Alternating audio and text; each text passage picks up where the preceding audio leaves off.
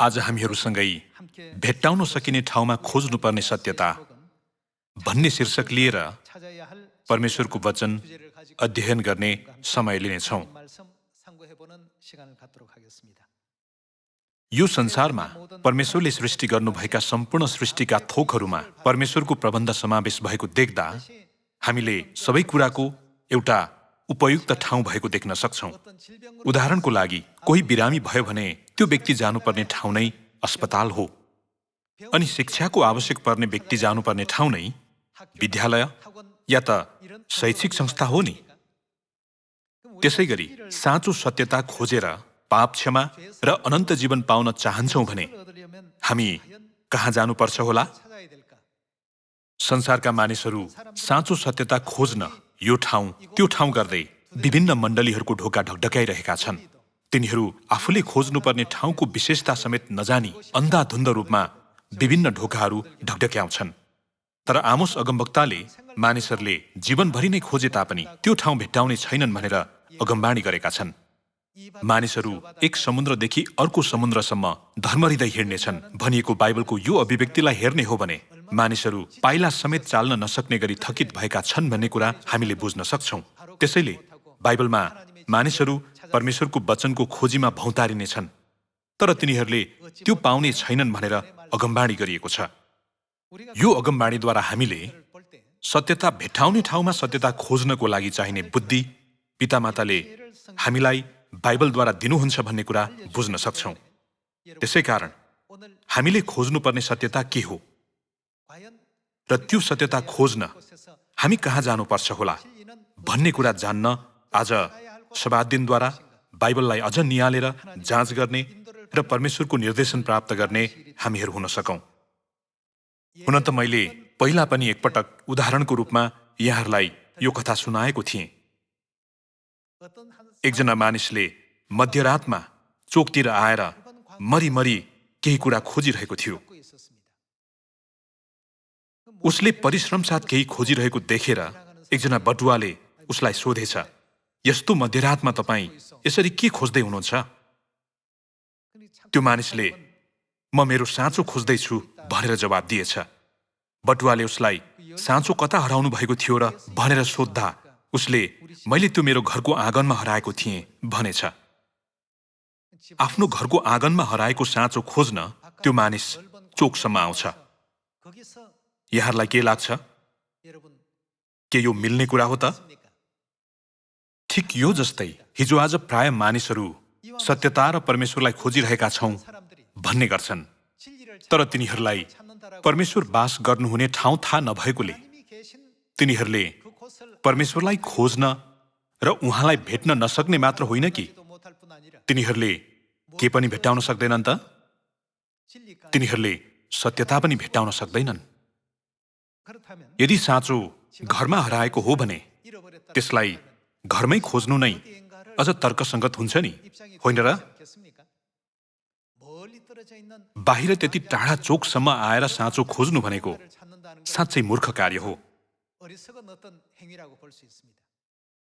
हिजो आज हाम्रो वरिपरि हेर्ने हो भने त्यस्तो मूर्ख कार्य गरिरहेका मानिसहरू थुप्रै छन्। सत्यता खोज्न चाहन्छौँ भने सत्यता भएको ठाउँमा गएर त्यसलाई खोज्नुपर्छ नि। परमेश्वरलाई खोज्न चाहन्छौँ भने परमेश्वर रहनुहुने ठाउँमा गएर परमेश्वरलाई खोज्नुपर्छ नि, होइन र? त्यसैले यो अन्तिम समयमा परमेश्वरले हामीलाई आओ भनेर बोलाइरहनु भएको ठाउँ कहाँ हो र त्यहाँ खोज्नुपर्ने कुरा के हो भन्ने कुरा हामीले जान्न आवश्यक छ। परमेश्वरले दिनुभएको अगमबाणीहरूद्वारा आज हामी त्यो बाटो खोज्नेछौँ। हामीहरू प्रकाश अध्याय 22 हेर्नेछौँ। प्रकाश अध्याय 22 को पद 17 हेर्ने हो भने पवित्र आत्मा र दुलही भन्नुहुन्छ, आउनुहोस्। जसले सुन्छ त्यसले भनोस्, आउनुहोस्।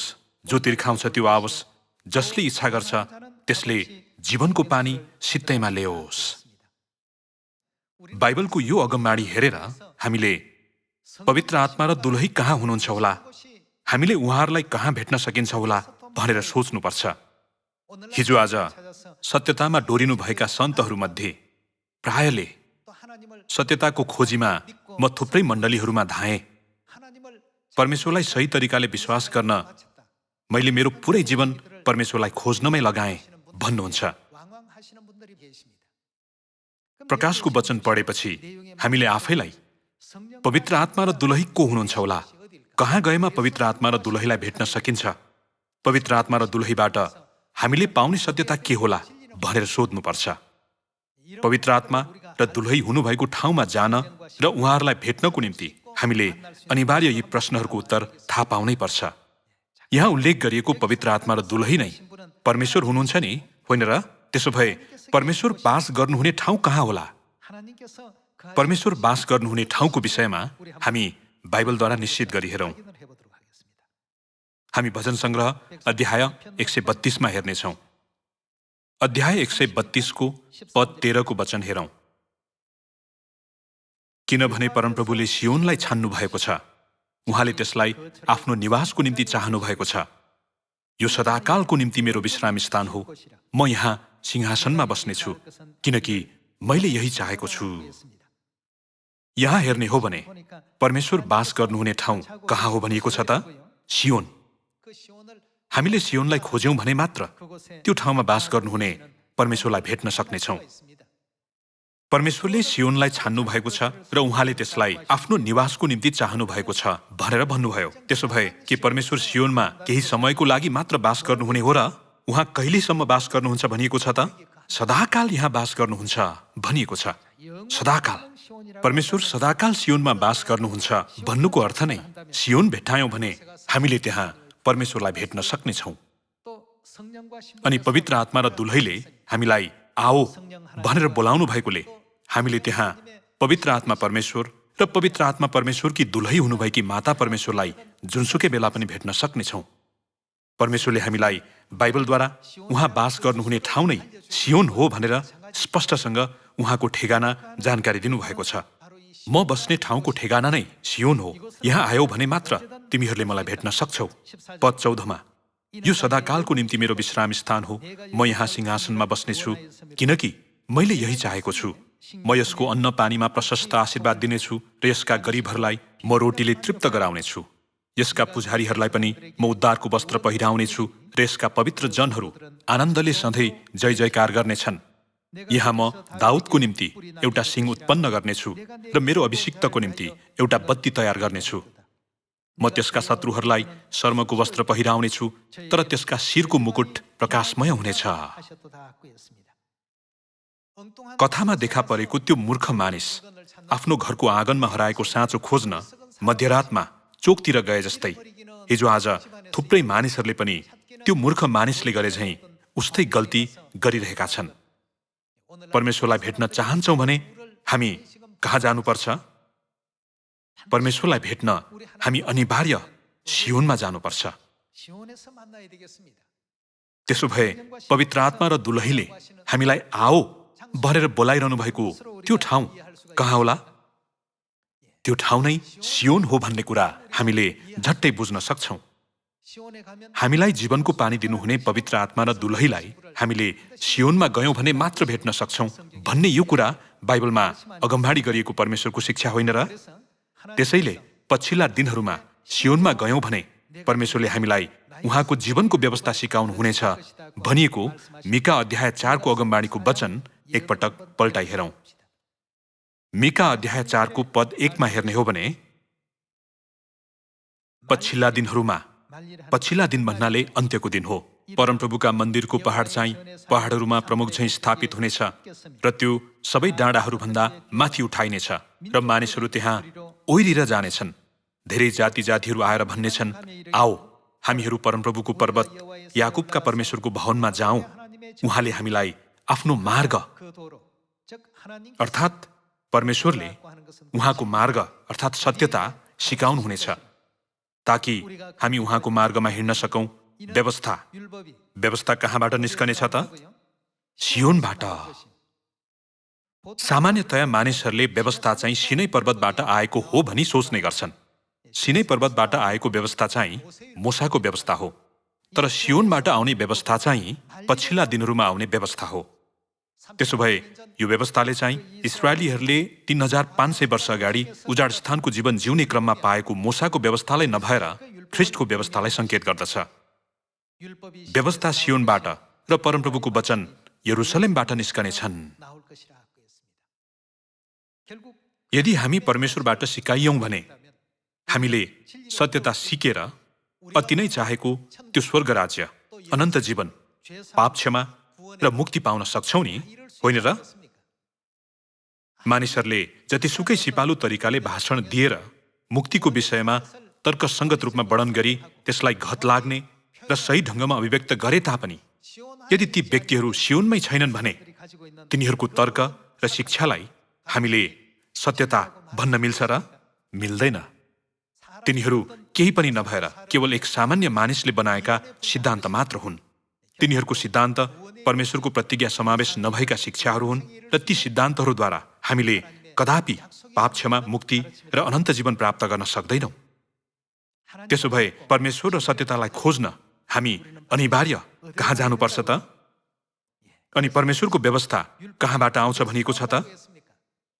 सियोनबाट आउँछ भनिएकोले हामीले अनिवार्य यो ठाउँबारे जान्नै पर्छ।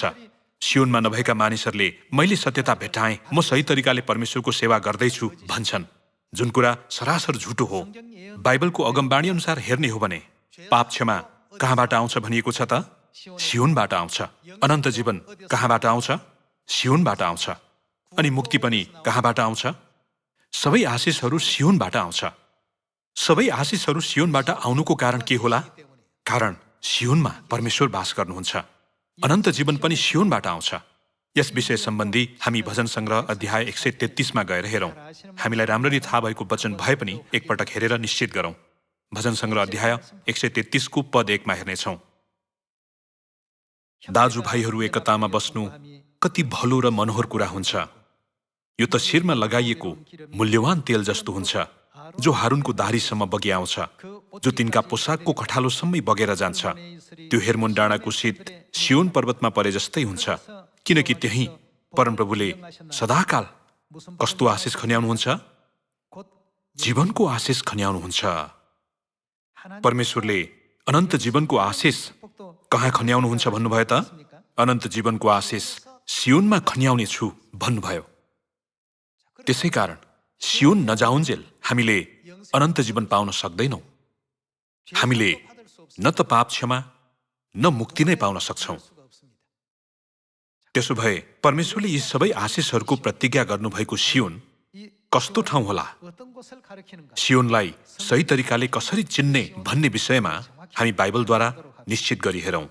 यशाया अध्याय 33 को पद 20 मा हेरौं। हाम्रा ठहराइएका चाडहरूको सहर सियोनलाई हेर। अगमबाणीगत रूपमा चाडहरू मनाइने ठाउँ नै सियोन हो भनेर अभिव्यक्त गरिएको छ। हाम्रा ठहराइएका चाडहरूको सहर सियोनलाई हेर।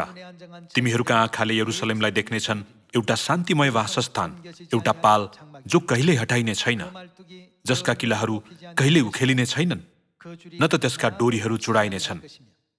त्यहाँ परमप्रभु हाम्रा शक्तिशाली जन हुनुहुनेछ। चाडहरू मनाइने सियोनमा परमेश्वर हामीसँग वास गर्नुहुन्छ भनिएको छ। लगातार अध्ययन गरौं। त्यो ठूला ठूला नदीहरू र खोलाहरूको ठाउँ हुनेछ।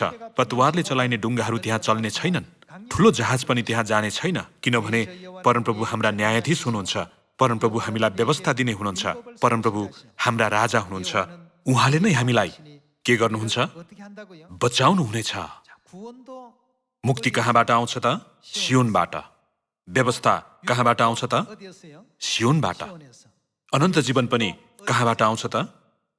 अनन्त जीवन लगायत सबै कुरा सियोनबाट आउँछ। मानिसहरू सत्यताको खोजीमा एक समुद्रदेखि अर्को समुद्रसम्म धर्मरिँदै हिँडे तापनि तिनीहरूले त्यो पाउने छैनन् भनिएको छ। त्यसो भए यो सत्यता कहाँ खोज्नुपर्छ होला? सियोनमा खोज्नुपर्छ। मानिसहरू परमेश्वरको खोजीमा यहाँ छ कि भन्दै एक ठाउँदेखि अर्को ठाउँमा धाइरहेको बेला तिनीहरूले सियोन भेटाए भने त्यो कति खुसीको कुरा हुनेछ। तर यदि तिनीहरूले सियोन भेटाएनन् भने जीवनभरि गरेको तिनीहरूको परिश्रम व्यर्थ हुनेछ। त्यसैले हामीले सियोन खोज्नै पर्छ। सियोनमा मुक्ति र अनन्त जीवन पनि छ। पद 23 को वचन लगातार हेर्ने हो भने तिमीहरूका जहाजका डोरीहरू खुकुला भएका छन्। मानिसहरूले त्यसको मस्तुलको जग बलियो पार्न सकेनन्। तिनीहरूले तिनका पाल टाङ्न सकेनन्। तब एउटा प्रशस्त लुटको माल बाँडिनेछ। लङ्गडाहरू समेतले लुटका मालका भाग लिनेछन्। सियोनमा बस्ने कसैले पनि म बिरामी छु भन्ने छैनन्। अनि त्यहाँ बस्ने मानिसहरूका पाप क्षमा गरिनेछन्। सियोनमा बस्ने मानिसहरूले के पाउनेछन्? पाप क्षमा, अर्थात् तिनीहरूको सबै पाप क्षमा हुनेछ भन्ने अर्थ हो। सियोनमा पाप क्षमा पाइन्छ, अनन्त जीवन पाइन्छ, मुक्ति पनि पाइन्छ र परमेश्वरको व्यवस्था पनि सियोनमा घोषणा गरिन्छ। त्यसो भए सियोनको बारेमा थाहै नभएका मानिसहरूले परमेश्वरले दिनुहुने मुक्ति, अनन्त जीवन र पाप क्षमाको बारेमा बताउन सक्छन् होला त? तिनीहरूले यी आशिषहरूको बारेमा कदापि बताउन सक्दैनन्। यी सबै आशिषहरू कहाँबाट आउँछन्? सियोनबाट आउँछन्। पद 20 मा हेर्ने हो भने के मनाइने ठाउँ नै सियोन हो भनिएको छ त? परमेश्वरको चाड मनाइने ठाउँ। त्यसो भए हिजो आज कुन ठाउँमा परमेश्वरको चाड मनाइन्छ भन्ने कुरा हामीले थाहा पाउनु पर्छ नि, होइन र? परमेश्वर सियोनमा बास गर्नुहुने भएकोले चाड मान्न र परमेश्वरलाई खोज्न हामी सियोनमा जानुपर्छ। सियोनमा गयौं भने मात्र हामीले पवित्र आत्मा र दुलहीलाई भेट्न सक्छौं। पवित्र आत्मा हुनुभएका परमेश्वर र दुलही हुनुभएकी परमेश्वरले हामीलाई आओ भनेर बोलाइरहनु भएको ठाउँ नै सियोन भएकोले यर्मिया अगमवक्ताले ढिला नगरी चाँडो सियोनमा भागेर जाओ भनेका हुन्। त्यसैले हामीले सियोनको बारेमा सुन्ने बित्तिकै अरू कुनै कुरा नसोची सियोनमा भागेर जानुपर्छ। हामीहरू यर्मिया अध्याय 4 को पद 5 को वचन हेर्नेछौँ। यहुदामा प्रचार गर र यरुसलेममा यसो भन्दै घोषणा गर, देशका चारैतिर तुरही फुक, चर्को गरी कराएर यसो भन, भेला हो र हामी किल्ला भएका सहरहरूमा भागेर जाउँ। कस्तो सहरमा भागेर जानुपर्छ भनिएको छ त? सियोनतिर जान झण्डा उठाऊ, ढिला नगरी सुरक्षाको निम्ति भागेर जाऊ, किनकि म उत्तरदेखि विपत्ति र ठूलो सर्वनाश ल्याइरहेछु। परमेश्वरले हाम्रो सुरक्षाको लागि हामीलाई ढिला नगरी सियोनमा भागेर जाऊ भन्नुभएको छ। परमेश्वरले सियोन स्थापना गर्नुभएको कारण नै त्यहाँ पाप क्षमा, अनन्त जीवन र मुक्तिको सम्पूर्ण सत्यता समावेश हुनुको साथै परमेश्वर स्वयं पनि त्यहाँ बास गर्नुहुने भएकोले हो। सियोनमा आयौं भने हामीले पवित्र आत्मा र दुलही, पिता परमेश्वर र माता परमेश्वरलाई भेट्न सक्छौं कि सक्दैनौं त? हामीले परमेश्वरलाई केवल सियोनमा मात्र भेट्न सक्छौं। सियोन परमेश्वरको चाड मनाइने ठाउँ भएकोले हामीले परमेश्वरको चाडको विषयमा जान्न आवश्यक छ। हामी लेवी अध्याय 23 को पद 1 को वचन हेरौं। परमप्रभुले मूसालाई भन्नुभयो, इस्राएलीहरूलाई भन्, पवित्र सभा स्वरूप तिमीहरूले घोषणा गर्नुपर्ने परमप्रभुका के हुन् भनिएको छ? तोकिएका चाडहरू यिनै हुन्। पद 3 मा हेरौं। 6 दिन काम गरियोस्, तर 7औं दिन चाहिँ विशेष विश्रामको सबात, एक पवित्र सभाको दिन हो। साप्ताहिक चाड भनिने सबात दिन कहाँ मनाइन्छ? बाइबलले गवाही दिएको सियोनमा मनाइन्छ। 6 दिन काम गरियोस्, तर 7औं दिन चाहिँ विशेष विश्रामको सबात, एक पवित्र सभाको दिन हो। त्यस दिन तिमीहरूले कुनै किसिमको काम नगर्नु। तिमीहरूले जहीँ बसोबास गरे तापनि त्यो परमप्रभुको सबात हो। परमेश्वरका चाडहरू मध्ये सबात दिन भन्ने साप्ताहिक चाड छ। यो सबात दिन मान्न परमेश्वरले हामीलाई कहाँ जानु भन्नुभएको छ त? परमेश्वरले ढिला नगरी सियोनमा जाओ भन्नुभएको छ। यदि कसैले यहाँलाई सियोनको बारेमा बतायो र त्यो ठाउँ नै सियोन हो भनेर निश्चित हुनुभयो भने नहिचकिचाइकन चाँडो सियोनमा जानुपर्छ। यो नै परमेश्वरले हामीलाई दिनुभएको सन्देश हो। यहाँहरू अहिले कहाँ आउनु भएको छ त? यहाँहरू परमेश्वरको मण्डली विश्व सुसमाचार समाजमा आउनुभएको छ। यो नै ख्रिस्ट अन्साहुज्यूमा भय राखेर नयाँ यरुसलेम स्वर्गीय मातामाथि विश्वास गर्ने सन्तहरू भेला हुने ठाउँ होइन र? यहाँ सबात दिन साथै अन्य कुन चाडहरू मनाइन्छ भन्ने विषयमा हेर्नेछौँ। परमेश्वरको मण्डली विश्व सुसमाचार समाजमा परमेश्वरका चाडहरू मनाइन्छ कि मनाइँदैन भनेर हामीले निश्चित गर्नुपर्छ। थुप्रै मानिसहरू उक्त कथाको मानिसले झैं असम्बन्धित ठाउँमा गएर हराएको साँचो खोज्न मरिमेटिरहेका छन्। गलत ठाउँमा गएर आफूले हराएको कुरा भेट्टाउने आशा गरिरहेका छन्। के भेट्टाउन सक्छन् होला? घरमा हराएको साँचो बाहिर चोकतिर गएर जति खोजे पनि त्यो भेट्टाउन सकिन्छ होला त? जीवनभरि खोजे तापनि त्यो भेट्टाउन सकिँदैन। यो नै हिजो आजका ती सबै धर्महरूमा लागू हुने अवस्था हो। यो युगमा धेरै मानिसहरूले व्यर्थको परिश्रम गर्ने दृश्य येशूज्यूले 2000 वर्ष अघि नै देखिसक्नु भएकोले मानिसहरूले सिकाएको विधि मान्ने तिनीहरूले कसरी परमेश्वरको उपासना गर्दछन् भन्नुभयो त? येशूज्यूले तिमीहरू व्यर्थमा परमेश्वरको उपासना गर्दछौ भनेर तिनीहरूलाई हप्काउनु भएन र? त्यसो भए सियोनमा आएका हामीहरू चाहिँ नि त? पितामाताको आशिषद्वारा हामीले पाप क्षमाको, अनन्त जीवनको, मुक्तिको र स्वर्ग राज्यको प्रतिज्ञा पाउनुको साथै पवित्र आत्मा र दुलही हुनुभएका पिता परमेश्वर र माता परमेश्वरलाई विश्वास गर्ने आशिष समेत पाएका छौं। दाजुभाइ तथा दिदी बहिनीहरू, आत्मिक दृष्टिकोणले हेर्ने हो भने हामीहरू स्वर्गदूतहरूले पनि अति नै लालसा गर्ने त्यस्ता मानिसहरू हौं। स्वर्गमा थुप्रै आश्चर्यका कुराहरू भए तापनि स्वर्गदूतहरूले यस पृथ्वीमा लालसा गर्ने एउटा कुरा छ। उनीहरूले नयाँ करारको सत्यता सियोनमा भएका सन्तहरूको एकदमै लालसा गर्छन् भनिएको छ। पितामाताले हामीलाई स्वर्गदूतहरूले पनि अति नै चाह गर्ने त्यस्तो बहुमूल्य कुरा उपहार स्वरूप दिनुभएको छ। त्यसै कारण सियोनमा पाएको यो बहुमूल्य नयाँ करारको सत्यतालाई अन्त्यसम्म कायम राख्न सक्ने यहाँहरू र म हुन सकौं। त्यसो भए के सब्बात दिन मात्र परमेश्वरको चाड होला र? होइन, साप्ताहिक चाड पनि छ भने वार्षिक चाडहरू पनि छन्। साप्ताहिक चाड सब्बात दिन हो। त्यसो भए वार्षिक चाडहरू के हुन् त? पद 4 मा हेर्नेछौं। तोकिएका समयमा तिमीहरूले घोषणा गर्नुपर्ने परमप्रभुका तोकिएका चाडहरू अर्थात् पवित्र सभाहरू यिनै हुन्। पहिलो महिनाको 14औं दिनको साँझमा परमप्रभुको के भनिएको छ? निस्तार सुरु हुन्छ। निस्तार चाड भन्ने चाड छ। यो चाड पवित्र पात्र अनुसार पहिलो महिनाको 14औं दिनको साँझमा मनाइन्छ। पद 6 को वचन लगातार हेरौं। त्यसै महिनाको 15औं दिनमा परमप्रभुको निम्ति अखमेरी रोटीको चाड सुरु हुन्छ। अब हामीले निस्तार चाड र अखमेरी रोटीको चाड मान्ने मण्डली खोज्नुपर्छ, किनकि उक्त मण्डली नै बाइबलमा अगमबाणी गरिएको सियोन हो। यतिकै मुखले मात्र हामी निस्तार चाड र सब्बात दिन मान्छौं भनेर दाबी गर्ने मण्डली होइन कि त्यहाँ कस्तो सब्बात दिन मनाइन्छ भनेर हामीले जाँच गर्नुपर्छ। त्यहाँ परमेश्वरले नयाँ करारको विधि अनुरूप तोकिदिनु भएको सब्बात दिन र निस्तार चाड मनाइन्छ कि मनाइँदैन भनेर निश्चित गर्न जरुरी छ नि, होइन र? पद 7 को वचन हेरौं। पहिलो दिन पवित्र सभा होस्, त्यस दिनमा तिमीहरूले दैनिक काम नगर्नु।